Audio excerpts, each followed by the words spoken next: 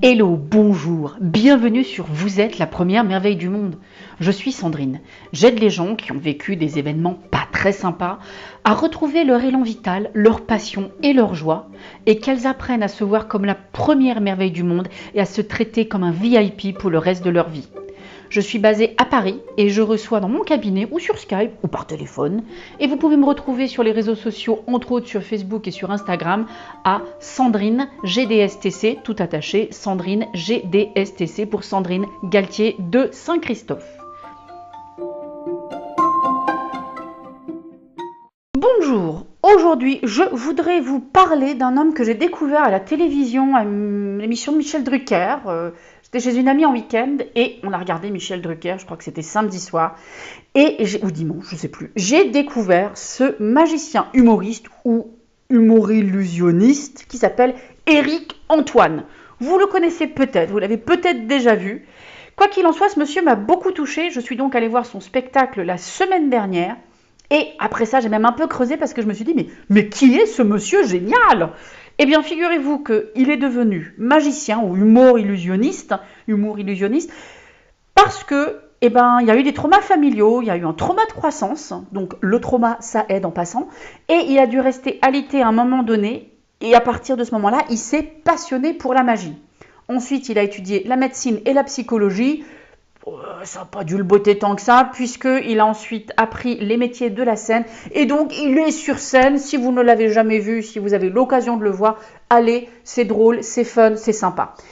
Il a dit en tout cas une phrase que j'ai trouvée particulièrement pertinente en fin de son spectacle. Et j'espère que tout le monde l'a entendu. Je souhaite que les enfants, que les adultes, ils ont entendu et qu'ils ont compris ce que cette phrase voulait dire.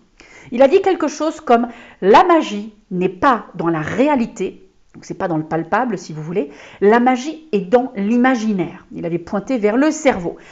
Et c'est génial qu'il ait dit ça parce qu'effectivement, notre cerveau, c'est là où la magie se passe, c'est là où la vraie réalité se passe quelque part.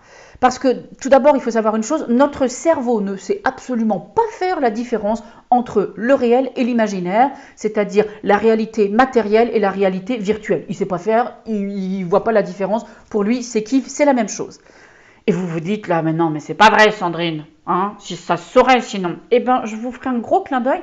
Je vous dirai que quand vous vous dites que vous n'aurez pas ce job et que vous vous tétanisez à cette idée, vous venez juste de créer la réalité pour que vous n'obteniez pas le job. Ou le mari, ou la maison, ou peu importe quoi vous imaginez. Et quoi qu'il en soit, c'est vraiment vrai parce que moi, c'est un outil que j'utilise tous les jours. Vous savez, je fais de la somatic experiencing. C'est un outil que j'utilise pour les traumatismes. Et j'utilise ça aussi dans mes ateliers, tels que On aurait dit que, où j'utilise vraiment cet outil-là, où je n'arrête pas de dire le mot utiliser là quand même, où l'imaginaire va être mis en place pour renégocier soit un trauma, soit pour amener le cerveau dans une certaine direction, pour imaginer comment ce sera, quand ce sera bien ou quand ce sera après un événement, et de voir comment on se sent, qu'est-ce qui se passe dans notre corps, comment ça bouge dans le corps quand ça c'est fait. Je vous donne un exemple tout bête en ce moment au niveau des traumas. Une de mes clientes a eu un accident de voiture il y a quelque temps, avec ses enfants, son mari dans la voiture, et elle était tétanisée à prendre la voiture depuis, toujours en stress, etc. On a joué à changer de voix, et c'est à elle que c'est venu cette idée, c'est pas moi qui lui ai induit. Je lui ai dit, mais si c'était possible de faire autrement, ce serait quoi? Et là, elle a dit, ah ben, je change de voix. Et donc, elle a vu comment elle, son mari, les mômes, dans la même voiture, changent de voie, et la voiture qui a percuté avec eux est restée sur la voie où ils étaient avant, mais donc eux n'ont pas été incaptés, n'ont pas été impactés du tout. Et ce qui est amusant, ou pas, parce que moi je savais que ça allait se passer, mais elle pas du tout, ça l'a beaucoup surpris, c'est qu'effectivement, depuis, c'est beaucoup plus zen d'aller en voiture, puisque après cette séance, elle est allée en week-end pour aller voir ses parents, ou les parents de monsieur, je ne sais plus, et elle m'a dit, ah non mais c'était plus du tout pareil, j'étais tranquille. Ça allait bien, j'étais comme avant, normal. Parce qu'une fois de plus, notre cerveau ne fait pas la différence entre quelque chose de fortement perçu ou de fortement imaginé ou quelque chose de vécu matériellement. Et c'est la même chose pour la solution des problèmes. Mon atelier, on aurait dit que dedans, je parle de comment résoudre les problèmes. Einstein nous dit qu'on ne peut pas résoudre un problème avec le même mode de pensée qu'il a engendré. Et donc, ce qui est assez génial, c'est que j'aide les gens à imaginer comment ce serait quand ce problème sera réglé.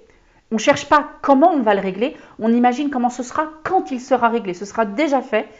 Et pareil, on regarde comment on se sent à ce moment-là, qu'est-ce qui se passe à l'intérieur de nous, qu'est-ce qui s'ouvre pour nous, et on l'ancre dans le corps, dans les sensations, un peu comme un jeu de piste où on remarque, tiens, je respire mieux, ça vient de relâcher dans mon bassin, ou je m'enfonce dans le fauteuil, ou je peux lâcher, j'ai les épaules qui se relâchent, ça tourne moins dans la tête, et ça, on l'ancre et on reste le plus longtemps possible avec, comme pour vibrer la bonne énergie.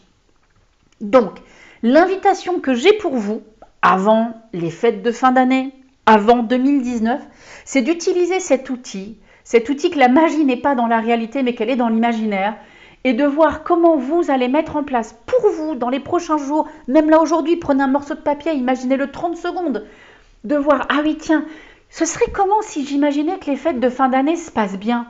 Si je m'imaginais que les gens avec qui je vais passer du temps, ils sont heureux, ils sont joyeux, c'est léger, tout se passe à merveille. Ou encore, les fêtes c'est terminé, je vais pouvoir me reposer un tout petit peu, je vais pouvoir ralentir mon rythme, je vais respirer. Ou même 2019, vous imaginez un 2019 qui va bien dans toutes les catégories de vie que nous avons, santé, boulot, amour, famille, temps personnel, ce que vous voulez. Ou encore, vous vous imaginez déjà en 2010 et vous vous dites « Oh là là, mais c'est formidable, 2019 c'était l'année la plus géniale au monde. » D'ailleurs, je suis en train de me gourer dans les années, je suis en train de vous parler de 2009 au lieu de 2019 et de 2010 au lieu de 2020, je m'en excuse. Mais c'est vraiment ça, c'est de s'imaginer, ça y est, bang, je suis en 2020 et c'est un peu comme si je regarde par avance mon année 2019 et je me dis « Waouh, quelle année formidable !» Voilà, ça c'était ce que j'avais envie de partager avec vous aujourd'hui.